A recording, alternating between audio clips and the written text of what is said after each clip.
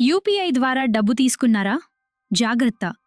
ఒక చిన్న ట్రాన్సాక్షన్ వల్లే మీ బ్యాంక్ అకౌంట్ ఫ్రీజ్ అవ్వచ్చు. అవును, మీ తప్పు లేకపోయినా కూడా.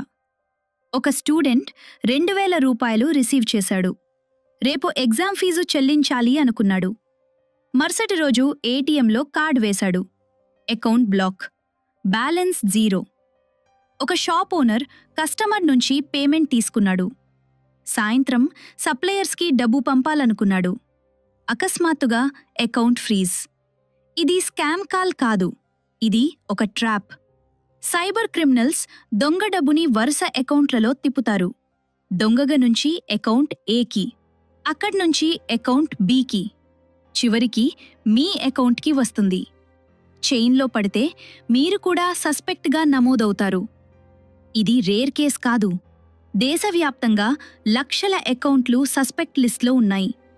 వేల కోట్ల రూపాయలు ఫ్రీజ్ చేయబడ్డాయి. స్టూడెంట్స్, బిజినెస్ ఓనర్స్, ఫ్రీలాన్సర్స్ ఎవరికైనా ఇది జరగొచ్చు. ఈరోజు పేమెంట్, రేపు అకౌంట్ ఫ్రీజ్ అయ్యే అవకాశముంది. సేఫ్గా ఉండాలంటే ఈ జాగ్రత్తలు తప్పనిసరి. అన్యులతో క్యాష్ ఫర్ యూపీఐ లావాదేవీలు చేయొద్దు. ఏ వస్తువు అమ్మినా బయ్యర్ ఐడి వెరిఫై చేయండి. బిజినెస్ ట్రాన్సాక్షన్స్కి బిల్లులు మరియు ప్రూఫ్స్ సేవ్ చేసుకోండి. ప్రూఫ్స్ ఉన్నవాడే సేఫ్. మీ అకౌంట్ ఫ్రీజ్ అయితే పానిక్ అవ్వద్దు. ముందుగా బ్యాంక్ నుంచి ది స్పాట్ ట్రాన్సాక్షన్ ఐడి తీసుకోండి. సంబంధించిన సైబర్ పోలీస్ స్టేషన్కి మీ ప్రూఫ్స్ పంపండి. డాక్యుమెంటేషన్ మీ డిఫెన్స్. మీరు సేఫ్గా ఉండొచ్చు, కానీ మీ కుటుంబం, మీ స్నేహితులు, స్టూడెంట్స్, ఆన్లైన్ సేలర్స్ అంతే అని చెప్పలేం.